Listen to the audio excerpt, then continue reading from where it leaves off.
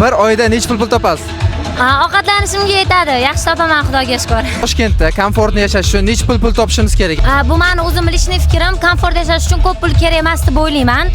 Mashina, boshqa narsalarni surib qo'ygan, siz aytib o'tganingizdek, dam olish, boshqa narsalar arzonga ham zo'r dam olib keladigan joylar bor. Arzonga ham sifatli kiyimlarni topsa bo'ladi deb o'ylayman.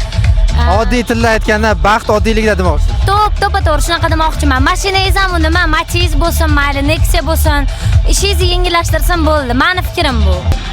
Ограниченияsi yo'q deb o'ylayman-da. Bu narsani prosta odam o'ziga bog'liq, o'zini dunyoqarashiga, nima xohlashiga, qana xohlashiga. O'g'il bolalarga nisbatan red flaglar. Birinchi eng katta menga yoqmayotgan narsa u mening lичный fikrim. Bolalar qizlarning gapini обсуждать qilishi. Men hozir 100% bilaman. Hozir men bilan singlim gapirdik, buni ham kimdir обсуждать qilib chiqadi. Sizlarda o'g'il bolani yoki o'sha qancha pul topishi muhimmi, muhim emasmi? Men har doim aytganman, bu narsani pul topishi muhim emas. Agar ambitsiozni bo'lsa, целеустремленный bo'lsa, harakatchan bo'lsa, u bola bilan hech qachon siz pulsiz qolib ketmaysiz. Qizlarni, ayollarni xafa qilmaslik uchun nima qilish kerak? O'sha aytganimdek baxt oddiylikda.